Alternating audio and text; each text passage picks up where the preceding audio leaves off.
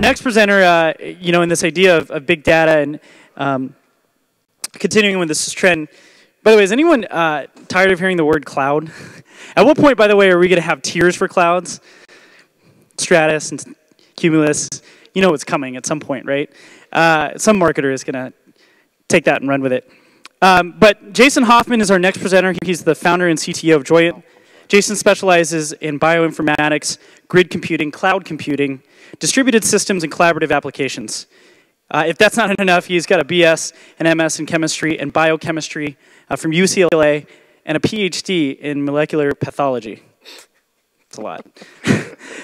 Currently, Jason is the founder and the CTO of Joyent, where he's responsible for overseeing the development and implementation of Joyent's cloud computing technology, which is a key contributor to the Node.js code development. Let's give a warm Kansas City welcome for Jason Hoffman. Thank you. Thanks, everyone. Yeah, thanks. Yeah, thank you. Joyent, cloud, data, cloud, data, cloud, lunch. Apparently now I'm the guy keeping you from lunch, and so that's the abridged version of today's sort of presentation. I promise, though, what I'm not going to do is I'm not actually going to talk about Joyent much at all. I'm not going to talk about cloud. I'm not going to use the word cloud one time at all. We're going to talk about what the trend actually is, because I don't know, 10, 15 years ago I used webmail, and today I use webmail. And so if we're actually typically talking about things that are different, like we say, there's a new thing going on, and new means different. And so different means, well, we didn't do it before, or we did it somewhere else, or we're applying different models to a new thing. And so, I actually look at the real trend that's going around right now is a massive industrialization, mobilization trend that's actually leading things to disrupt a lot of different industries. You look at the pictures that Brad was showing of Google data centers and the sort of technologies that are involved there. That's to run an advertising company, an ad company. 98% of revenue from ads, an advertising company. Not people sitting around with moleskins, writing little things like that, an ad company. Computers are pretty simple. We store things, we do compute on them, we send and receive them across a network. That's literally the whole industry. The whole industry's got networking companies, computing companies, and storage companies. That's what it's all about. And at the end of the day, it is in fact about data. The whole reason we have apps in our enterprises is to do stuff with data. The whole thing that we run apps inside science is to do stuff with data. The whole thing that we're doing when we run a big government app is to do stuff with data. And so it is about data at the end of the day, and that's in fact what we're going to anchor our sort of initial talk in. It's also key to realize that when you look at even services like, say, what Amazon Web Services did do well is not EC2. What they did do is they launched a messaging service first called Simple Queue Service, and then oddly enough, they nailed it with S3 because web developers have a hard time putting an image file on a disk. That's basically it.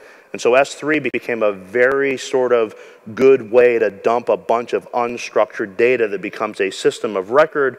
And so, of course, things like what's effectively a batch compute environment on data that sits inside S3 is there.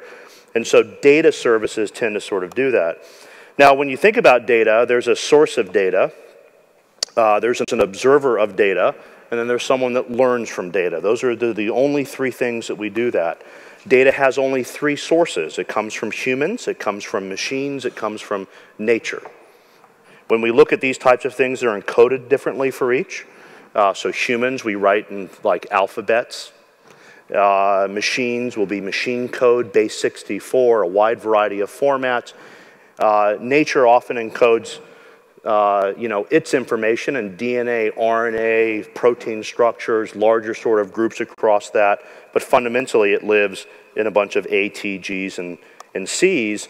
And that means that all of these things do have an ultimate physical representation, and as someone that sits down, especially in this industrialization process of building a data center, that does have this ultimate physical representation.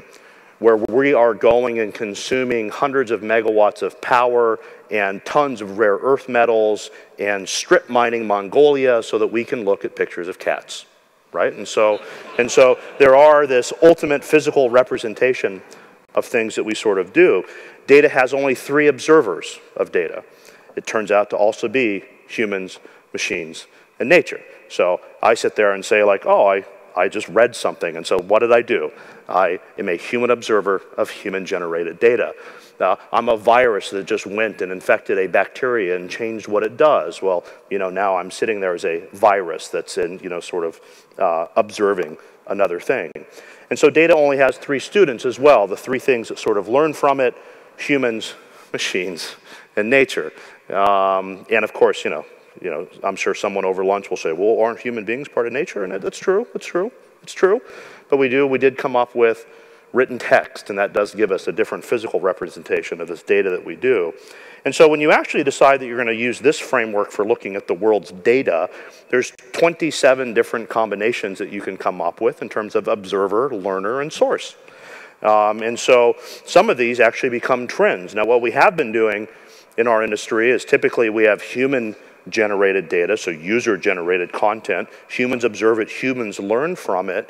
What we do in science is on the end, we actually take source data from nature, humans or machines observe it, and then humans sit and try to make sense of it, and we learn from it. That's what we've been doing with data for the last couple hundred years, since basically Gutenberg made a Bible, and since we decided we were going to do modern science. That's what we've been doing.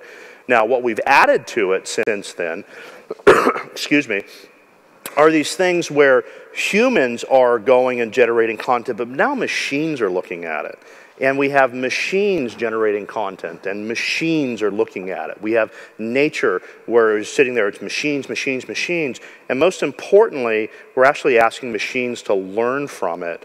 And we're even asking humans to go through and sort of do this machine grab data, what do we learn? And so really the current trend that we call big data is really ones where we use machines to observe, and we're interested in these machines learning and adapting to those observations. That's the only big data trend right now. Because I can tell you, if we look at the opposite end of the spectrum, in large-scale science, we have huge data then, I guess. I mean, if we do things like turn on every DNA sequencer in existence right now, it takes 4 days to exhaust every hard drive that mankind's ever made. And so, turns out, we can't do that. And so there are huge data sets out there. And in fact, data still is the greatest source of high-resolution data. You can turn on a telescope that generates an exabyte a day. That will take it 16 days to exhaust the enterprise storage market. Right? So you could do that today. And so nature always makes more data than machines. Machines can make more data than humans. And then what we really have is a bigger problem on this is the way that we think about metadata, data about data, is pure crap.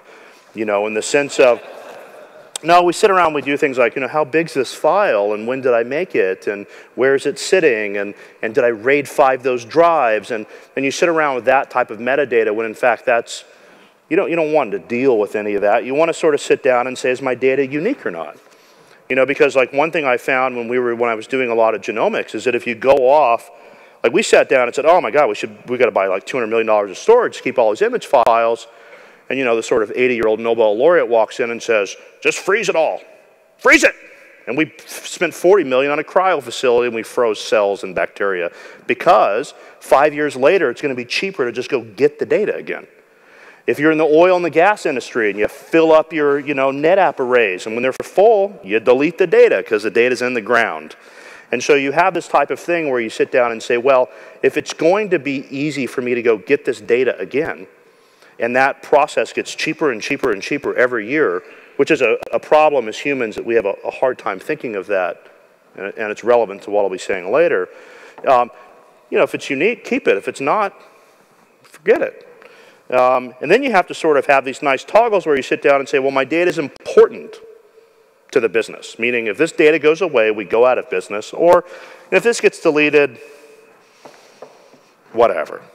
You know, like, I mean, you look at like a bunch of photos. I take a bunch of photos of my kids, and it's probably important to them or stuff like that. But I take photos of like what I eat and the shoes that I'm wearing. And when I'm dead, no one's going to give a shit about those pictures. And so it turns out I could actually go and say, you know, not important. And so what we have to do is we have to stop sort of talking about this technology stuff and flipping bits and everything else, and sort of sit down and start having conversations about what data is out there is unique to us as a society and a business and human beings, and how important is it to us. And let's go and sit there and have underlying technologies support those 2 bits of metadata. If it's unique and important, well, then, you know, put that on 4 continents. Otherwise, it really sort of doesn't matter. And so this is what fundamentally dictates how you store it, how you protect it, what you feel sort of safe doing with it. And so what do we do with data now that we have data, right? We got this stuff. It's either flat files on a disk, it's in databases, it's in, you know, whatever you sort of want to pick across that.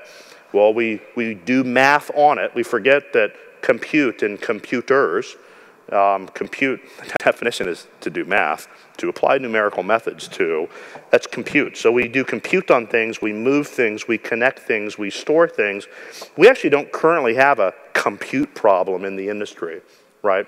Because what we're sort of doing is chips have been molting along just fine.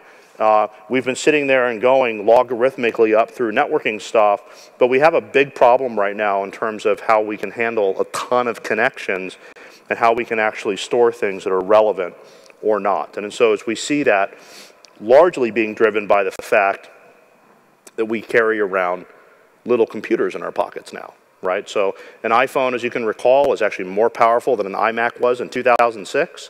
And I carry around more computational power in my pocket than we used in total, meaning not just a computer, but do all the calculations and math stuff written in Fortran and the like that was used to launch a man to the moon, and you add up all those cycles, it'd take about a minute to do that on my iPhone, right? So we're walking around with a tremendous amount of computational power relative to things, and yet again, we typically take pictures of our food, right?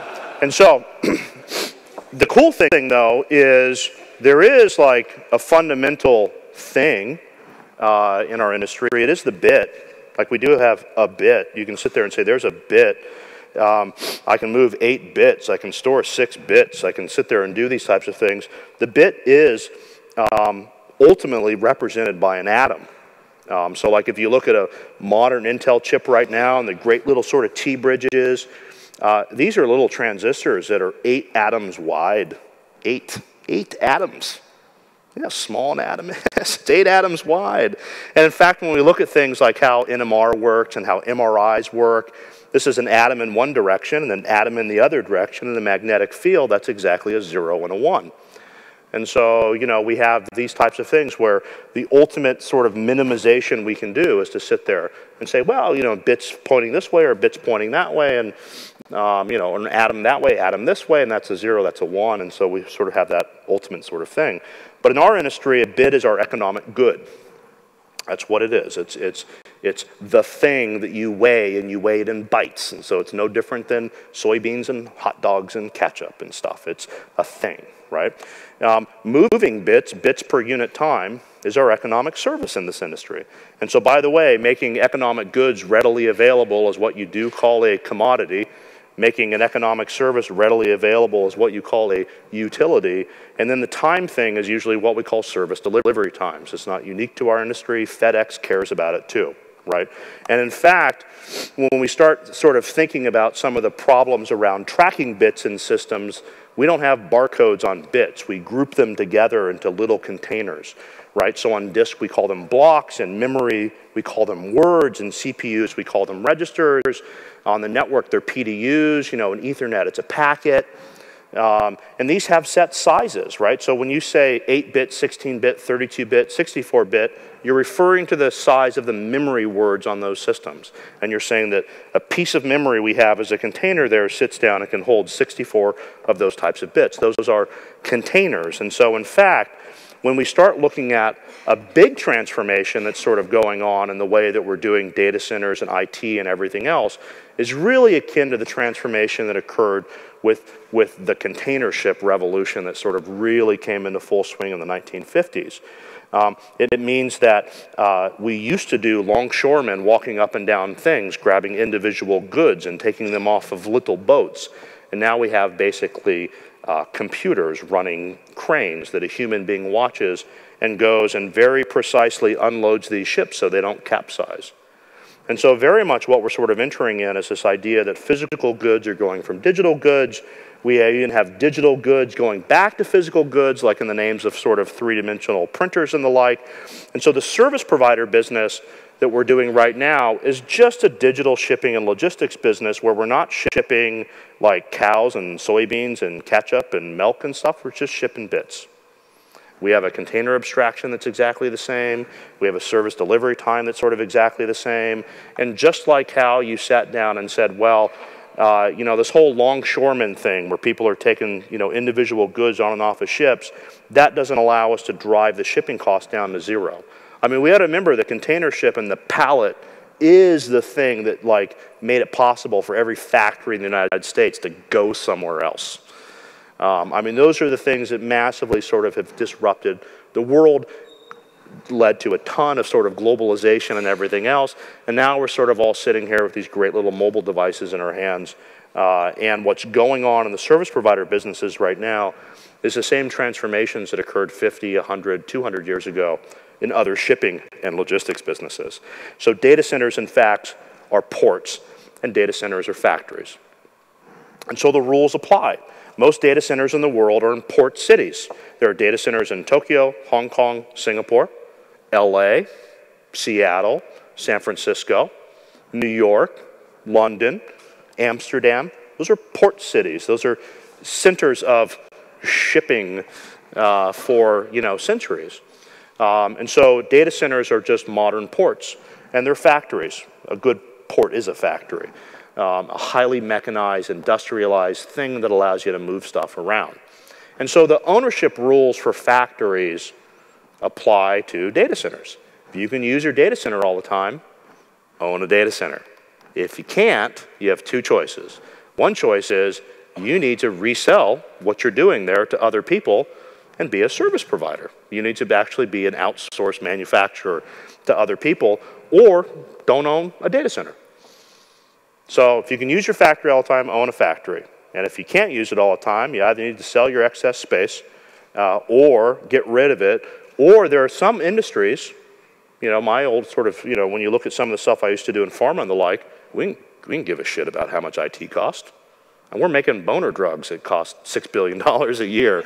I mean, you know what I mean? I mean, you're sitting there and it's just like, it's just this cash cow. And you walk along and you're like, oh my God, you know, I need to spend $200 million on storage, and people just don't care. And so occasionally you have industries that just don't care.